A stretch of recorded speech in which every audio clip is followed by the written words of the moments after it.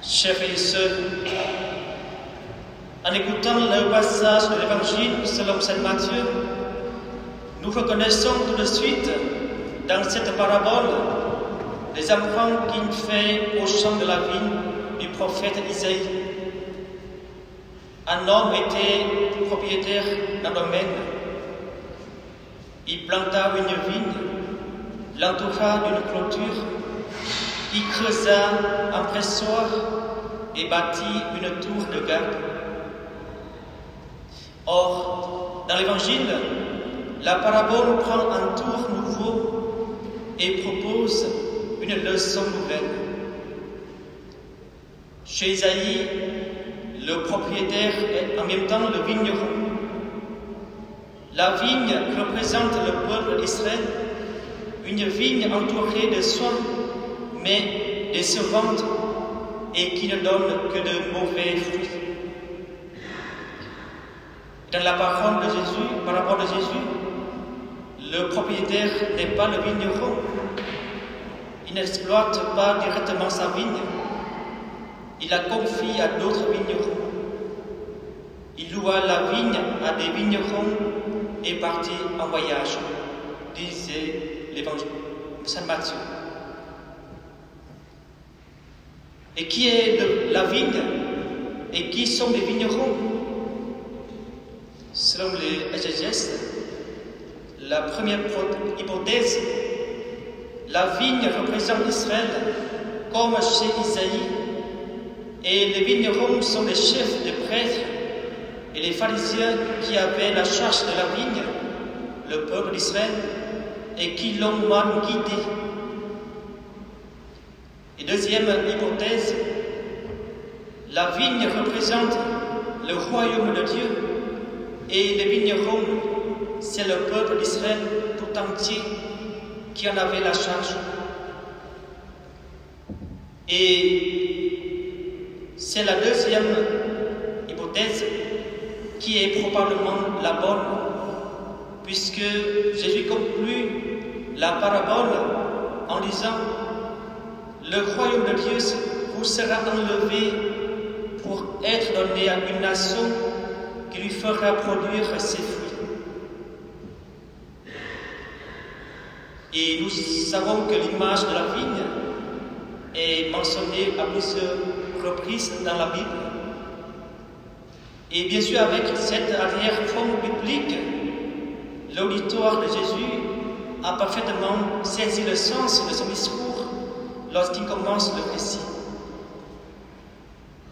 Et or, Jésus change subitement la présentation d'Isaïe. L'accent n'est plus mis sur la vigne, mais sur les vignerons. La vigne n'est pas en bonne santé, mais la faute en revient aux vignerons.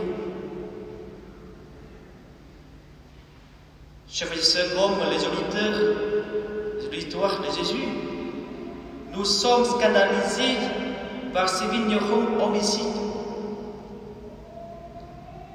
Et pourtant, ne pourrions-nous pas réagir ou nous comporter parfois comme eux?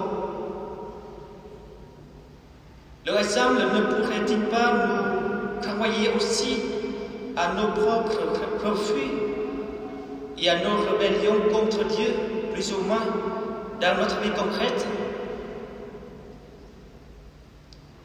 Notre pape Benoît XVI commentait cette parabole ainsi, je vous le cite: les vignerons ne veulent pas avoir de propriétaire, et ces vignerons constituent également pour nous un miroir.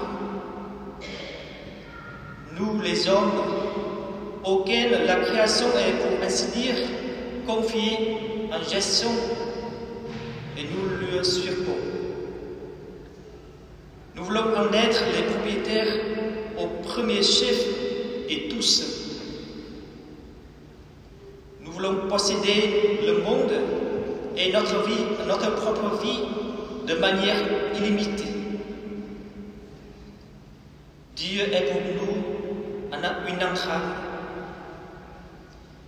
Ou bien, je poursuis son commentaire, ou bien on le réduit à une simple phrase pieuse, ou bien il est nié totalement, mis au banc de la vie publique, au point de perdre toute signification. La tolérance qui admet, pour ainsi dire, Dieu comme une opinion privée, mais lui refuse le domaine public. Et la réalité du monde et de notre vie n'est pas tolérance, mais hypocrisie. Mais là où l'homme se fait seul propriétaire du monde et propriétaire de lui-même, la justice ne peut exister. Là ne peut dominer que l'arbitraire du pouvoir et des intérêts. Et bien sûr, l'on peut chasser le fils hors de la vigne et le tuer pour goûter de manière égoïste tout seul le fruit de la terre.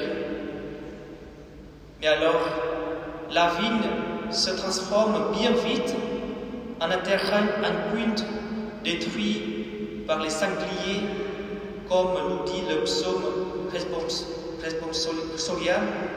La vigne sans clôture, tous les passants y capillent en chemin, le sanglier des forêts la ravage et les bêtes des champs la broutent.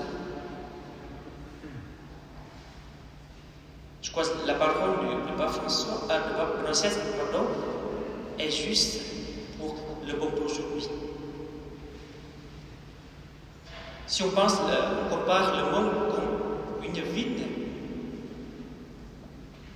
la présence de Dieu comme la clôture qui protège le monde, et si on enlève la clôture, qu'est-ce que devient la vigne? Il y a aussi en même temps la question aussi de l'écologie dont on parle souvent aujourd'hui. Chers frères et sœurs, c'est un contresens de prétendre éliminer Dieu pour faire vivre l'homme. Dieu est la source de la vie.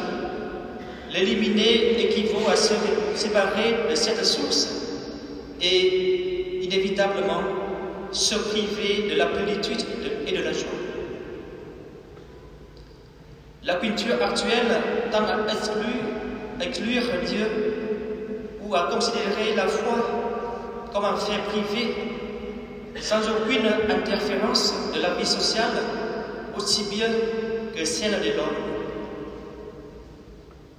D'autant plus, un fort courant laïciste qui tente de créer un paradis entre guillemets sans Dieu. Or, l'expérience nous montre qu'un monde sans Dieu est un enfer où prévalent les égoïsmes, les divisions dans les familles, la haine entre les personnes et les peuples, le manque d'amour, de joie et d'espérance.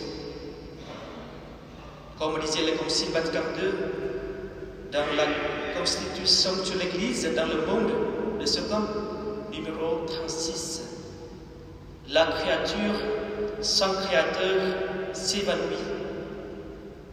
L'oubli de Dieu rend opaque la créature elle-même. Deux phrases, mais qui nous obligent de réfléchir, de méditer. La créature sans le Créateur s'évanouit. L'oubli de Dieu rend opaque la créature elle-même. Chers frères et sœurs, aujourd'hui, maintenant, si le Seigneur vient chercher des fruits spirituels sur notre vigne, quelle sera notre réponse?